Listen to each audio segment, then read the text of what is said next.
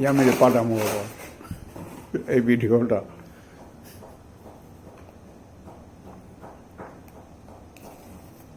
ভালো করে দেখা হয় আমি এই যে আইফোন খুলতেছে,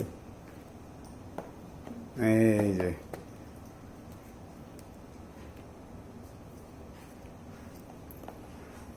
যে আইফোন 15 দেখছো, এই যে দেখছো।